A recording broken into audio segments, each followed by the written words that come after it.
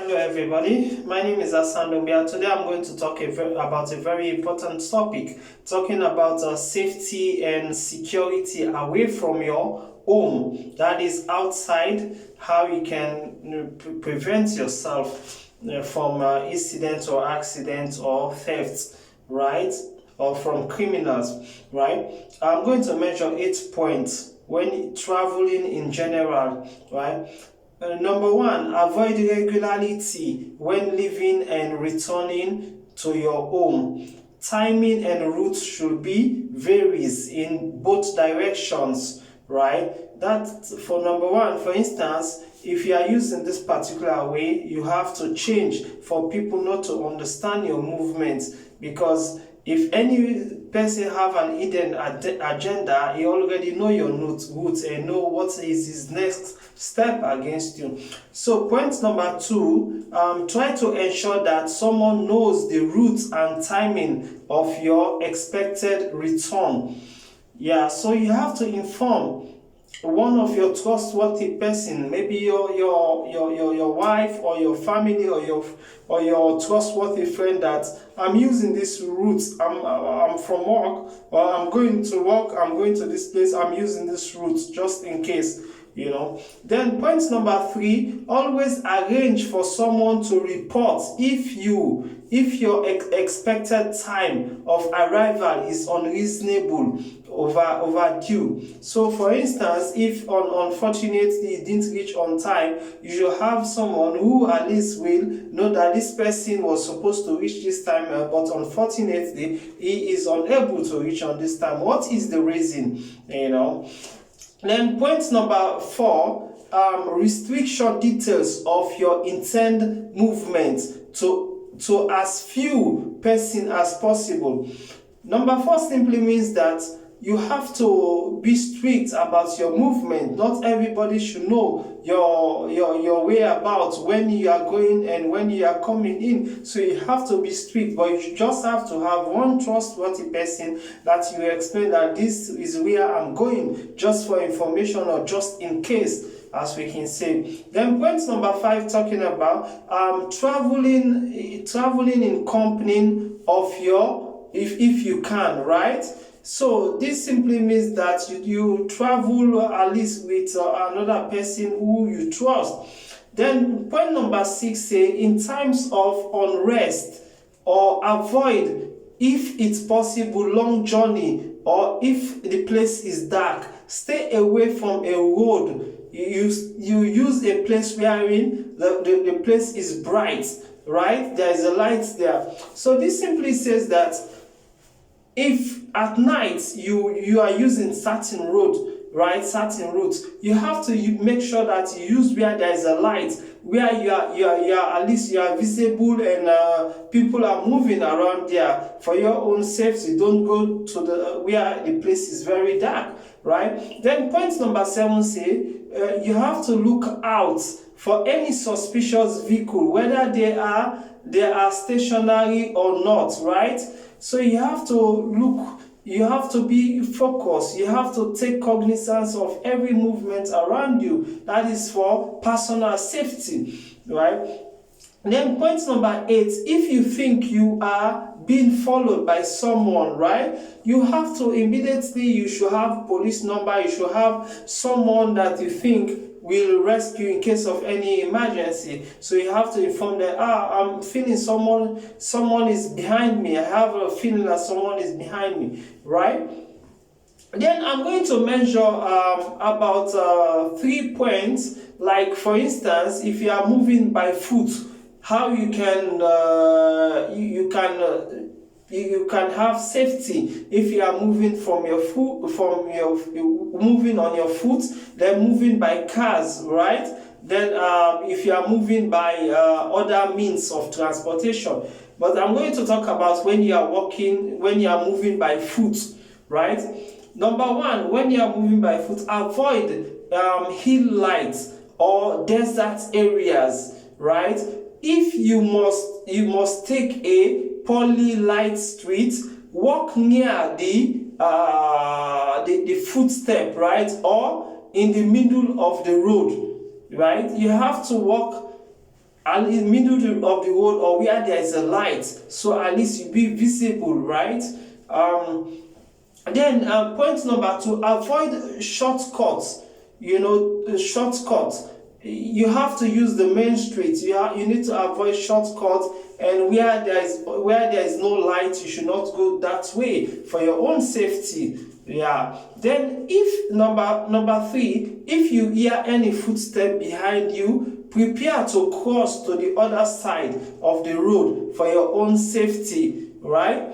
Then point number 4 says, if like they attack you, if an attack you have to remain calm and be careful, and not all of these attachments or inform the police at that moment. You have to observe the attacker, the people that attack. You have to observe them, what is their movement, and try to watch their face, and you have to be polite. Then you find a way how you can escape. Then, or you can call police.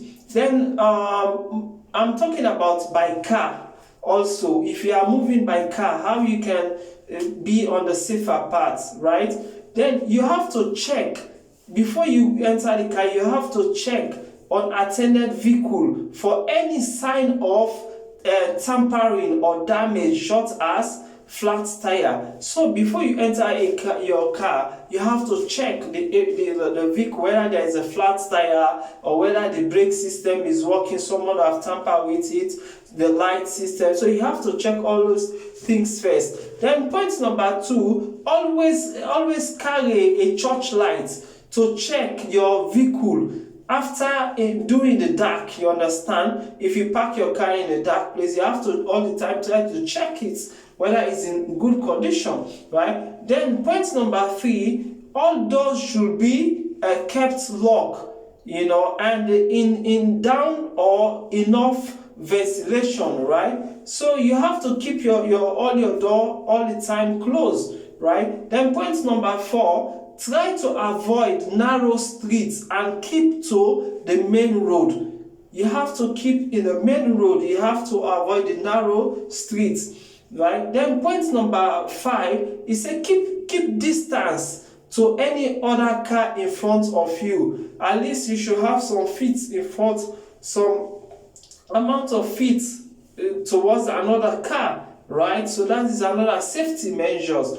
Then point number 6, at the traffic light, leave enough space or gap for maneuver in case of any emergency, or judge yourself approaching to speed limits. Then point number 7, if you suspected that you have been followed by someone, right? You have become suspicious of someone following, immediately call the police. Yeah. Then point number 8, you have to ensure that you have enough fuel on your car, which is more important. So if someone is tracing you or you don't have sufficient fuel in your car, is lack of safety also. Then do not give lifts to any stranger. You have to be careful. You have to know someone before you render him lift. You will help a stranger in your car. Then number 10, official or personal driver should not be disclosed from wearing their uniform, right? So basically, if your driver is wearing uniform, then a criminal or a thieves, they saw this person with this uniform, they will know directly which office you belongs to. So it's better to be in a neutrality form with your driver in case to avoid further attack, Then looking at point number 11, give your driver instruction on what route to take, but do not do so in advance, right? Then point number 3, try to park your car in a secluded area or in a garage wherein it's closed. No one can have access to that place, Then I'm going to talk about another form of safety and security when you are out of your home, right? other means of traveling. Number one, on a train, you have to be careful of the corridor, right? You have to be careful and your share counterparts. Then number two, your baggage, like for instance in train, your baggage should be kept within the seat, and you try to lock it if applicable at all time. Then point number three, when you're using a taxi, for instance using the taxi, do not give a specific instruction until you have until the driver starts the car. Then you start your journey before you can give the driver, I'm going to this direction, for your own safety. Then point number four, avoid sharing a taxi with someone you do not know. So this simply means that sharing taxi you can put your life at a threat, because if you don't know the person, you don't know who is this person, what is he doing, you understand? So it's very risky. Then point number three, appointments with strangers should take place in public place, right? For instance, if you have an appointment with a stranger, someone you don't know, you have to have your appointment in a place where it is a public, because we have seen so many people, you have appointment with stranger, you go to an hotel, hotel, nobody knows you there. At the end of the day, they end up to kill someone, they end up to round up someone, steal someone. So you have to be vigilant about these things, right? If you want to do a business, you have to open it up into a public place wherein all of you can meet and it's exposed to you. Your life will be at least safe. I'm going to talk about next topic. I will talk about back to school safety when you are back to go to school. That is for the kids and students. I'm going to explain more about that safety.